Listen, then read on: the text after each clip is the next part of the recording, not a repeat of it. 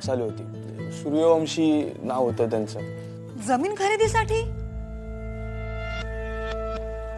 मग दादा? दादा दादाक जमीन इका म्हणून सांगणारी लय माणसं होती, पण मी दादाक सांगितलंय जमीन अजिबात इकायची नाही.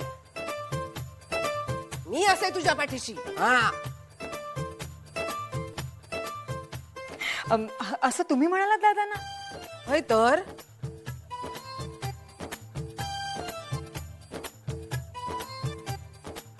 अगो, विश्वास नाही काय? मग विचार ना श्रीनू, काय रे बोल. हा, आणि दादा इल्यानंतर ना दादाकच विचार. हा, हो नाही आहो, कशाला? तुम्ही कधी खोटं बोलता का लालिताई? लेक झाली म्हणून गावात पेढे वाटणार तू, आज त्याच लेकी गावातून फरफटत आणतस.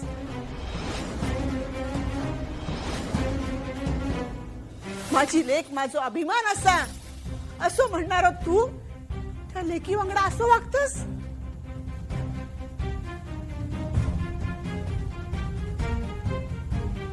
वागूक लागता आहे आणि असा वागूक यानेच भाग पाडलाय माका.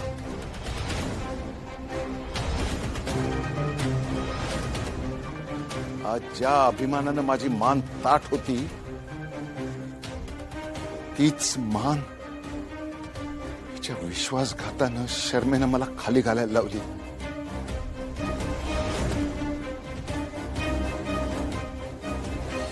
इतके दिवस माझी लेक माझ्याशी खोटं वागत इले, खोटा बोलत इले.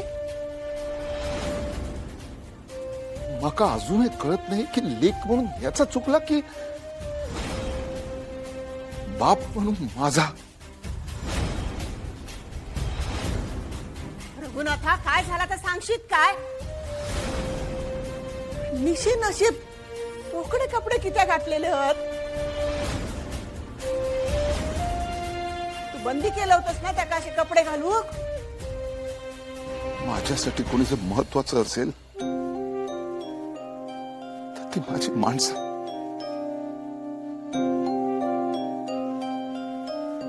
आणि माझी माणसात जर माझी तत्व पुसूक लागली तर इतरांका दोष देऊन काय उपयोग आहे?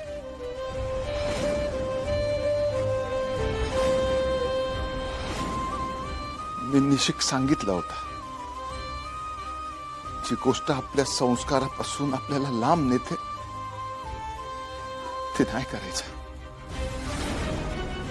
त्यांना मी बजावून सांगितलं होतं की बॅडमिंटन खेळू नको म्हणून.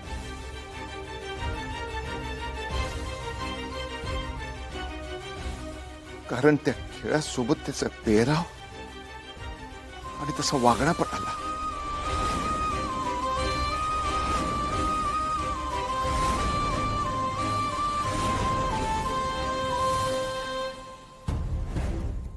निशी, हे सगळा खरा असा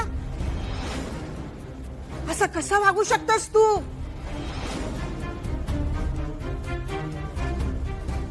अगो, या गावात दादा खोताची लेक म्हणून ओळखतात तुका. तो दादा खोत ज्याच्या नावाचं उदो उदो करता सगळं गाव.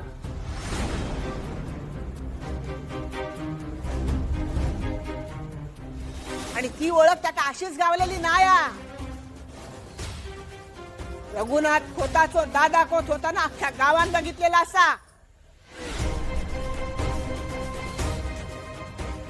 आणि तीच ओळख तू असा काहीतरी करून मिटावतास.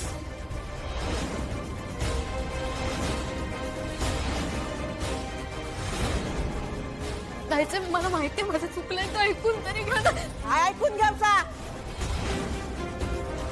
एवढ्या सगळ्या लोकांसमोर माझ्या लेकी समोर माझा अपमान झाला, त्याचं काय?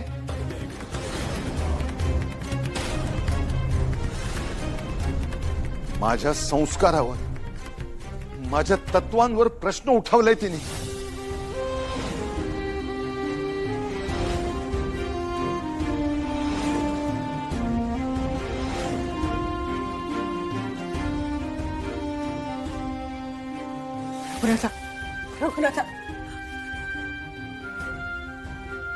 निशी तू माझा अभिमान होतास, पण आज तोच गमावला फक्त तुझ्यामुळे.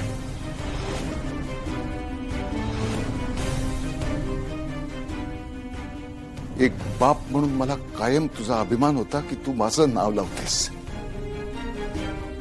निशिगंधा रघुनाथ खोत.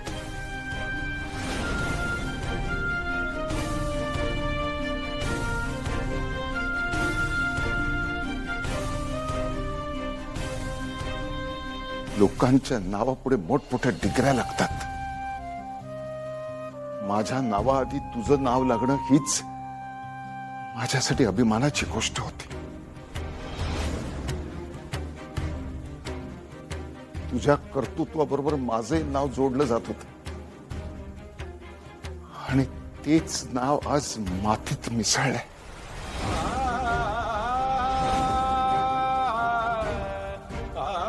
तुझ्याशी जोडल्यामुळे.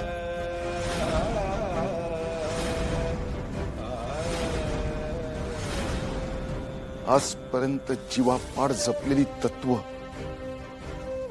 मातीत मिसळली आहेत तुझ्यामुळे.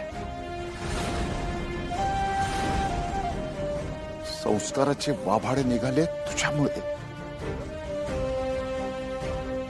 ज्या खांद्यावर बसून तुला अख्खा गाव फिरवला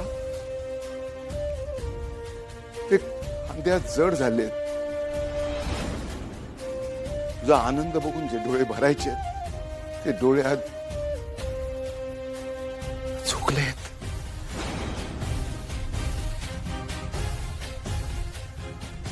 आज खऱ्या अर्थी हा दादा खोत रिता झाला.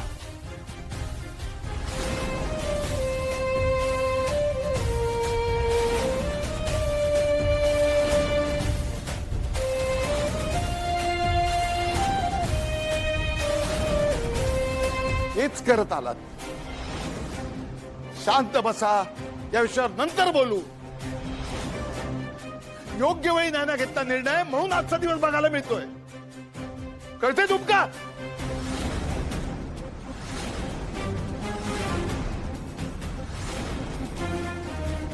मुळात माका सांगा, ही वेळच कशी येली? एक आई म्हणून तुमच्या पोरीकडे लक्ष नाही. मी सांगताय ना, दुसऱ्याच्या लेकीची आई होता ना, ह्या इतका रमला की स्वतःच्या लेकीकडे पण नाही लक्ष रवलायचा.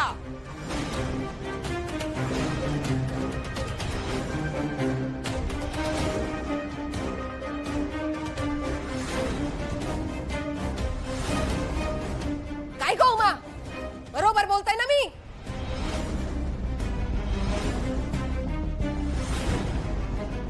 असं नाही हा. मी काय चुकीचं बोललं झाली? या सगळा होणार हे मी तुम्हाला आधीच सांगितलं होतं ना. आणि तास झाला ना, लावले ना पोरीन दिवे.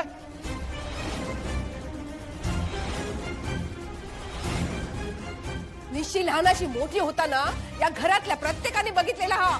घरातून पाऊल बाहेर टाकायचं नाही म्हटल्यानंतर निश्चिनी पाऊल मागे घेतलेला हा, तिच्या न कळता वयात सुद्धा. मग इतका शहाणपणा एका कुठून इलो?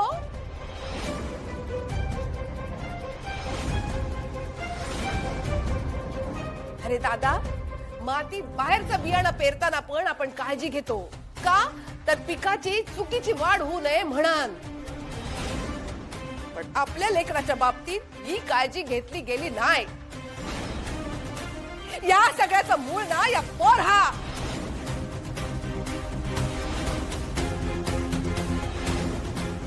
ही चाल माझा. गोड गोड बोलून गुंगवता आणि स्वतःचं काम बरोबर काढून घेता.